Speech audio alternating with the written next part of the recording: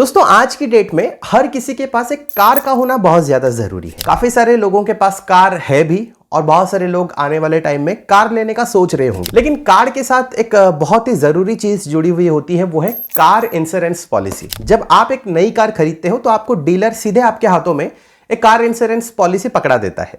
लेकिन दिक्कत तब आती है जब 1 साल के बाद आपको इंश्योरेंस को रिन्यू करना पड़ता है। आप यही सोचते हो कि आपको वही सेम इंश्योरेंस पॉलिसी को रिन्यू करना है या फिर आपको किसी दूसरी इंश्योरेंस पॉलिसी के साथ जाना है। आज इस वीडियो में मैं आप सभी को इसी कार इंश्योरेंस पॉलिसी के बारे में बताऊंगा और मैं यकीन के साथ कह सकता हूं ये वीडियो खत्म होने के बाद ना ही आपको किसी डीलर के पास जाना है, ना ही आपको किसी इंश्योरेंस एजेंट के पास जाना है कार इंश्योरेंस पॉलिसी को चूज करने के लिए। आप खुद अपना दिमाग लगाकर चूज कर सकते हो कि आपके लिए कौन सी कार इंश्योरेंस पॉलिसी सही रहेगी। साथ ही साथ इस समय पर भारत में जितनी भी बेस्ट कार इंश्योरेंस कंपनियां हैं उनका नाम भी मैं आप सभी को बता दूंगा। आई होप आप इस वीडियो को शुरू से लेकर अंत तक जरूर देखेंगे। नमस्कार दोस्तों, मैं अभिनव स्वागत करता हूं आप सभी को हमारे चैनल चलो सीखो में। आइए जानते हैं अब आपके लिए कौन सी कार इंश्योरेंस पॉलिसी सही रहेगी। यह जानने से पहले आपको इंश्योरेंस के बारे में जानना बहुत ज्यादा जरूरी है।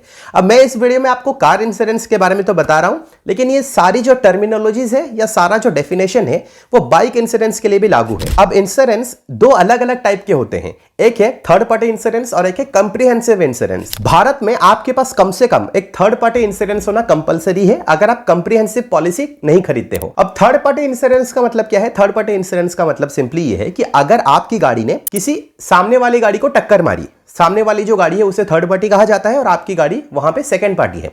तो अगर आपकी गाड़ी ने सामने वाली गाड़ी को टक्कर मारी और सामने वाली जो गाड़ी है उसका डैमेज हो जाता है तो आपकी जो इंश्योरेंस कंपनी है वो पूरा खर्चा उठाती है सामने वाली गाड़ी के लिए। इसमें अगर आपकी गाड़ी का कुछ डैमेज होता है तो आपकी जो इंश्योरेंस कंपनी है वो उसका खर्चा नहीं उठाती है, वो सिर्फ सामने वाली गाड़ी का जो डैमेज होता है उसका खर्चा उठाती है। कॉम्प्रिहेंसिव पॉलिसी में क्या होता है कि अगर आपकी गाड़ी ने सामने वाली गाड़ी को टक्कर मारी और दोनों का डैमेज होता है तो आपकी जो इंश्योरेंस कंपनी है वो सामने वाली गाड़ी के साथ आपकी गाड़ी का भी खर्चा उठाती है। अब आपके दिमाग में यह सवाल आता होगा कि यहां पे दोनों गाड़ियों का डैमेज हुआ है, लेकिन आपकी जो इंश्योरेंस कंपनी है वो इसकी भरपाई क्यों करेगी? अब यहां पे होता क्या है कि जिसकी भी गलती होती है, अगर आपकी यहां पे गलती है तो उसकी भरपाई आपकी इंश्योरेंस कंपनी करती है। अगर सामने वाले की यहां पे गलती है तो सामने वाली गाड़ी की जो इंश्योरेंस कंपनी होती है वो इसकी भरपाई करती है। अब आप ये मत सोचिए कि अगर आपके पास कंप्रिहेंसिव पॉलिसी है उसका मतलब आपका जो भी डैमेज होगा वो आपकी इंश्योरेंस कंपनी जो है ना वो उसका खर्चा उठाती है। ऐसा नहीं होता है। कुछ कुछ चीजें हैं, जैसे यहां पे मेटल पार्ट्स में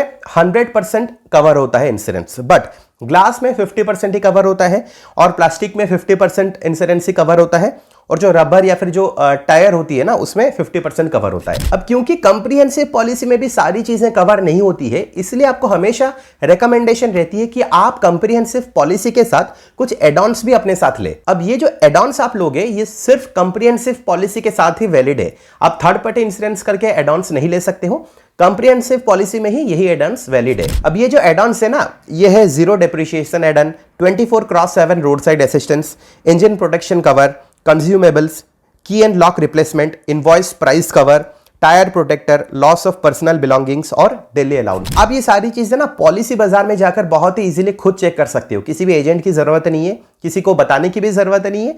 पॉलिसी बाजार में बहुत ही इजी तरीके से आप क्या है ना खुद कंपेयर कर सकते हो। अब हम आते हैं जीरो डेप्रिसिएशन के ऊपर। जीरो डेप्रिसिएशन क्या है? जैसे ही मैंने आप सभी को बताया कि कंप्रिहेंसिव पॉलिसी में सारी चीजें कवर नहीं होती है।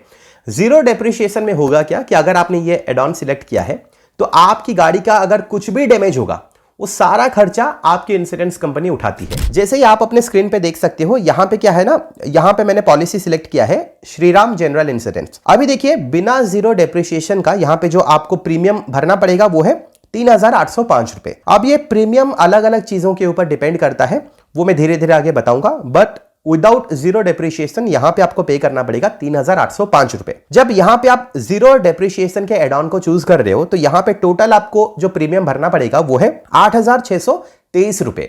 तो आप समझ सकते हो यहां पे प्रीमियम अमाउंट कितना हो रहा है।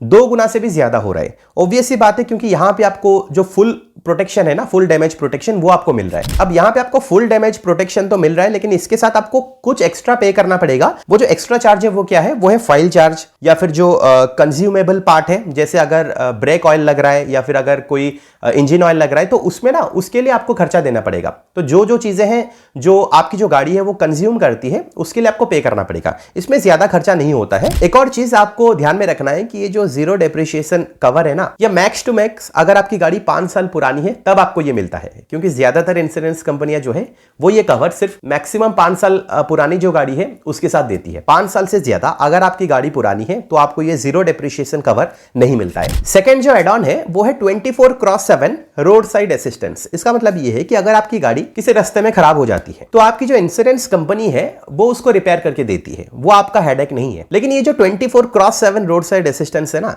ये काफी सारे क्रेडिट कार्ड के साथ आपको मिल जाता है, तो आपको एक्स्ट्रा लेने की जरूरत नहीं है। अब नेक्स्ट जो एड ऑन है वो है इंजन प्रोटेक्शन कवर। अगर आप चाहते हो कि आप कंप्रिहेंसिव पॉलिसी के साथ आप जीरो डेप्रिसिएशन आपको नहीं चाहिए, आपको सिर्फ इंजन प्रोटेक्शन चाहिए, क्योंकि कार में जो मेन कंपोनेंट होता है वो इंजन ही होता है।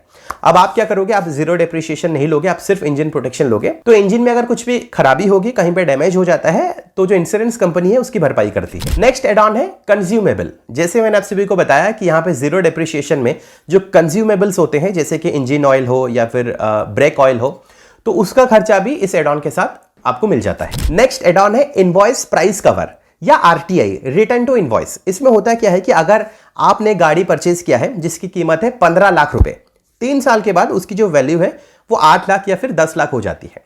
तो अगर आप आरटीआई कवर पहले से लेते हो तो उसकी वैल्यू जो भी हो आपको उसका पूरा अमाउंट मिल जाता है। अगर 3 साल के बाद गाड़ी पूरी तरीके से डैमेज हो जाती है तो इंश्योरेंस कंपनी इनवॉइस में जो भी अमाउंट लिखा गया है, जितने में आपने परचेज किया है, वो फुल अमाउंट आपको पे करती है। एक और बहुत ही इंपॉर्टेंट टर्म आपके लिए जानना बहुत ज्यादा जरूरी है, वो है आईडीवी, यानी कि इंश्योर्ड डिक्लेयर्ड वैल्यू। जब आप एक कार खरीदते हो और आपको डीलर एक पॉलिसी पकड़ा देता है तो उसमें आईडीवी लिखा गया होगा। आप आईडीवी चेक करना। आईडीवी का मतलब यह है कि आपकी जो गाड़ी है उसकी कीमत क्या है, और ये जो आईडीवी है वो धीरे धीरे घटता जाता है। इंश्योर्ड डिक्लेयर्ड वैल्यू, यानी कि अगर आपने अभी एक गाड़ी परचेज किया है तो 1 साल के बाद ऑब्वियस सी बात है उसकी जो वैल्यू है वो कम हो जाएगी। 2 साल के बाद उसकी वैल्यू और ज्यादा कम होगी, 3 साल, 4 साल, 5 साल के बाद उसकी वैल्यू धीरे धीरे घटती जाती है। तो इसका एक गोल्डन रूल है कि अभी अगर आपने एक पॉलिसी परचेज किया है तो उसमें आईडीवी आपने जितना भी मेंशन किया है, 1 साल के बाद उसकी आईडीवी 10% डाउन हो जाती है, उसके अगले साल उससे भी 10% डाउन। यानी कि अगर आपकी पॉलिसी में अभी आईडीवी मेंशन किया गया है 10 लाख रुपए, यानी कि इस समय पर आपकी कार की वैल्यू है 10 लाख रुपए, वो 1 साल के बाद उससे 10% डाउन आप कर देना, जो है 9 लाख रुपए। यानी कि 1 साल के बाद आपकी जो कार है उसकी वैल्यू 9 लाख रुपए है। एक और टर्म होता है एनसीबी, नो क्लेम बोनस, जो लगभग 25-30% के आसपास होता है। तो अगर 25% एनसीबी है, उसका मतलब ये है कि इस साल अगर आपने पॉलिसी क्लेम नहीं किया है तो अगले साल 25% प्रीमियम आपको कम पे करना पड़ेगा। अब अगर आप खुद पॉलिसी बाजार में जाकर कार इंश्योरेंस परचेज करोगे ना, तो वहां पे आपको बहुत बढ़िया ऑप्शन भी मिलता है।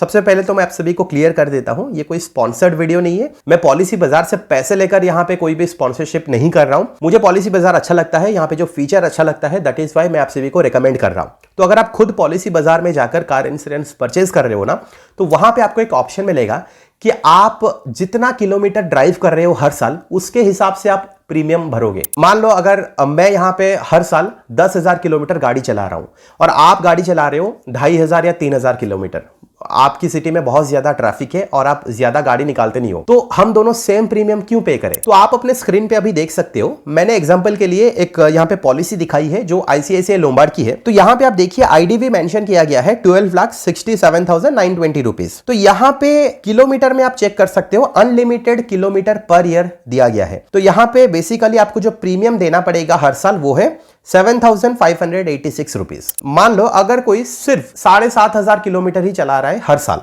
तो उसको इतना अमाउंट क्यों देना है? तो अगर मैं यहाँ पे 7,500 किलोमीटर पर ईयर चूज कर रहा हूं, तो यहाँ पे प्रीमियम अमाउंट घटकर कितना हो रहा है? 5,917 रुपीज। उसी तरीके से अगर यहां पे मैं चूज कर रहा हूं 2,500 किलोमीटर पर ईयर, तो प्रीमियम अमाउंट घटकर यहां पे 3,186 रुपीज हो रहा है। तो एक बहुत बढ़िया ऑप्शन ये भी आपको मिल रहा है। अब आई होप कि आपको कार इंश्योरेंस को लेकर जो डिफरेंट टर्मिनोलॉजीज है उनके बारे में कुछ ना कुछ जानकारी मिली है। लेकिन सवाल यह है कि हम कार इंश्योरेंस पॉलिसी चूज कैसे करेंगे? तो सबसे पहले देखिए, जैसे बैंकिंग सिस्टम में मेन कौन है? RBI, reserve bank of India. ये पूरी बैंकिंग सिस्टम को चलाता है। उसी तरीके से म्यूचुअल फंड्स में है सेबी। तो इंश्योरेंस को चलाने के लिए भी एक बॉडी है जो है IRDAI। तो आपको ना इंश्योरेंस को लेकर जो डेटा मिलेगा वो IRDAI की तरफ से ही मिलेगा। अब जब आप कोई भी इंश्योरेंस पॉलिसी को चूज करोगे तो आपको 3 चीजों को ध्यान में रखना है। एक है CSR यानी कि क्लेम सेटलमेंट रेशियो, एक है नेटवर्क गैरेजेस यानी कि कितने गैरेजेस के साथ आपकी जो इंश्योरेंस कंपनी है उनका टाइप है, थर्ड है ICR यानी कि incurred claim ratio. Claim settlement ratio का मतलब यह है कि 100 क्लेम्स में से कितने क्लेम्स को एक्सेप्ट किए गए हैं। अगर 100 लोगों ने क्लेम किया है, उनमें से 90 लोगों का क्लेम एक्सेप्ट किया गया है, तो यहां पे जो CSR है वो है 90%। नेटवर्क गैरेजेस का मतलब यह है कि आपकी जो इंश्योरेंस कंपनी है उनका टाई अप कितने गैरेजेस के साथ है। ICR यानी इनकर्ड क्लेम रेशियो का मतलब यह है कि total claim amount paid divided by total premium amount collected into 100। ये जो होता है इसका जो भी परसेंटेज निकलेगा वो है ICR। मतलब कि एक इंश्योरेंस कंपनी एक साल में टोटल कितना क्लेम अमाउंट दे रही है डिवाइडेड बाय टोटल कितना प्रीमियम अमाउंट कलेक्ट कर रही है। अब वो जो ICR है उससे उस इंश्योरेंस कंपनी के फाइनेंशियल हेल्थ का पता चलता है। अगर ये 100% से ज्यादा है उसका मतलब वो इंश्योरेंस कंपनी लॉस में है, क्योंकि एक साल में वो जितना भी प्रीमियम अमाउंट कलेक्ट कर रही है उससे ज्यादा वो क्लेम दे रही है। अगर वो 70% से कम है उसका मतलब वो जो कंपनी है वो बहुत ही ज्यादा प्रॉफिट में है। अब ऐसा कब पॉसिबल है? अगर वो बहुत ही ज्यादा क्लेम्स को रिजेक्ट कर रही है या तो वो बहुत ज्यादा प्रीमियम कलेक्ट कर रही है। अब आइडियल कंडीशन में अगर एक इंश्योरेंस कंपनी का ICR 70% से लेकर 100% के बीच है, यानी कि वो जो कंपनी है वो बहुत ज्यादा प्रॉफिट में नहीं है, बहुत ज्यादा लॉस में नहीं है और उस पर हम भरोसा कर सकते हैं। अब आपको तो ये आइडिया मिल गया होगा कि इंश्योरेंस पॉलिसी में आपको क्या क्या चीजें देखनी है। तो आप खुद पॉलिसी बाजार की वेबसाइट से जाकर खुद भी देख सकते हैं, खुद भी चेक कर सकते हो और आपकी जो रिक्वायरमेंट है उस हिसाब से आप पॉलिसी चूज कर सकते हो। हालांकि मैं आपको कुछ कंपनियों का नाम बता देता हूं जिनकी पॉलिसीज इस समय पर मार्केट में अच्छा काम कर रही है। तो सबसे पहले जो है वो है एको जनरल इंश्योरेंस। अब ये जो एको जनरल इंश्योरेंस है ना, ये हाल फिलहाल में बहुत ही रैपिडली ग्रो कर रहा है। 2016 में ये शुरू हुआ था और इनका जो क्लेम सेटलमेंट रेशियो है वो 97.2% है और इनका जो नेटवर्क गैरेजेस है वो 6500 प्लस है। तो ये एक अच्छा इंश्योरेंस है जो आप परचेज कर सकते हो। सेकंड पे है बजाज अलायंस जनरल इंश्योरेंस। कोई कोई अलायंस बोलते हैं, कोई कोई अलायंस बोलते हैं, ये आपके ऊपर डिपेंड करता है आप क्या बोलना चाहते हो। तो बजाज अलायंस जो है ये 2001 में शुरू हुआ था। It is one of the oldest general insurance company. तो लगभग 23 साल पुरानी कंपनी है। इनका जो क्लेम सेटलमेंट रेशियो है ये 96.59% है और इनका भी जो नेटवर्क गैरेजेस है ये लगभग 6500 से ज्यादा है और इनका भी पेपरलेस वर्क होता है और बहुत अच्छी तरीके से आप यहां से क्या है ना इंश्योरेंस क्लेम कर सकते हो। थर्ड पे है गो डिजिट जनरल इंश्योरेंस लिमिटेड। इनका क्लेम सेटलमेंट रेशियो है 96.09% और नेटवर्क गैरेजेस है 6000 प्लस। फोर्थ पे है HDFC Ergo general insurance limited. इनका क्लेम सेटलमेंट रेशियो काफी ज्यादा है जो है 98.49% और नेटवर्क गैरेजेस भी काफी ज्यादा है जो है 8200 से भी ज्यादा। फिफ्थ पे है इफ्को टोक्यो जनरल इंश्योरेंस और इसकी भी शुरुआत 2000 से हुई थी। इनका जो क्लेम सेटलमेंट रेशियो है वो उतना ज्यादा नहीं है, 89.38% है और नेटवर्क गैरेजेस 4300 से ज्यादा है। लेकिन इनका क्लेम सेटलमेंट जो है वो जल्दी होता है, 4 घंटे के अंदर ही होता है। सिक्स्थ पे है कोटक महिंद्रा जनरल इंश्योरेंस। कोटक नाम ही काफी ज्यादा पॉपुलर है। इनका जो क्लेम सेटलमेंट रेशियो है वो 96.90 है और नेटवर्क गैरेजेस है 4000 से ज्यादा। सेवेंथ पे है SBI जनरल इंश्योरेंस। इनका जो क्लेम सेटलमेंट रेशियो है वो 95.04% है। नेटवर्क गैरेजेस जो है वो 6973 प्लस है। एट पे है Tata AIG general insurance. Tata आपको पता ही है बहुत ही ज्यादा रेप्यूटेड कंपनी है। इसकी शुरुआत भी 2001 से हुई थी। इनका क्लेम सेटलमेंट रेशियो 93.55% है। नेटवर्क गैरेजेस 7500 प्लस है। नाइन्थ पे है ICICI लोम्बार्ड जनरल इंश्योरेंस। आपने देखा होगा जब भी आप किसी भी डीलर से कार परचेज करते हो तो ज्यादातर जो डीलर्स है ना वो यही ICICI लोम्बार्ड ही आपको दे देते हैं। तो बेसिकली यहाँ पे जो क्लेम सेटलमेंट रेशियो है वो 97.07% है और इनका नेटवर्क गैरेजेस भी काफी ज्यादा है, 12000 से ज्यादा। 10वें नंबर पे है royal Sundaram general insurance limited. ये नाम भी आपको हाल फिलहाल में सुनने को मिलता होगा बट यहाँ पे इनका जो क्लेम सेटलमेंट रेशियो है वो 95.95% है और यहाँ पे जो नेटवर्क गैरेजेस है वो 5100 से भी ज्यादा है। अब यहाँ पे जितने भी इंश्योरेंस कंपनियों का नाम मैंने आप सभी को बताया, ऐसा नहीं कि हर कोई इनसे खुश है। मतलब जो भी इंश्योरेंस कंपनी आप पिक करोगे ना मिक्स्ड रिव्यूज आपको देखने के लिए मिलेंगे। कहीं पे लोग अच्छा बोलेंगे तो कहीं पे बुरा भी बोलेंगे। लेकिन इस समय पर मार्केट में यही जो 10 नाम मैंने आप सभी को बताए हैं, ये कहीं ना कहीं थोड़े से पॉपुलर हैं और बहुत सारे लोग इनकी तरफ देख भी रहे हैं, तो आप इन कंपनियों के साथ जा सकते हो। तो फिलहाल यही पूरी कहानी है कार इंश्योरेंस पॉलिसी के बारे में। आई होप आपको इस वीडियो से कार इंश्योरेंस पॉलिसी के बारे में कुछ ना कुछ जानकारी जरूर मिली है। अगर आपको ये वीडियो पसंद आई है तो आप इस वीडियो को लाइक कीजिए और अपने दोस्तों के साथ ज्यादा से ज्यादा शेयर जरूर करें। अगर आपको फाइनेंस से रिलेटेड, अर्निंग से रिलेटेड वीडियोस देखना पसंद है तो आप हमारे चैनल को जरूर सब्सक्राइब करें, क्योंकि मैं ऐसे इंटरेस्टिंग वीडियोस आप सभी के सामने लाते रहता हूं। अगर आपको कोई इंटरेस्टिंग टॉपिक चाहिए नीचे कमेंट सेक्शन पे जरूर बताएगा, मैं उसके ऊपर जरूर एक वीडियो बनाऊंगा। मिलता हूं अगली वीडियो में एक और इंटरेस्टिंग टॉपिक के साथ। फिलहाल के लिए वीडियो में इतना ही। देखने के लिए बहुत बहुत शुक्रिया।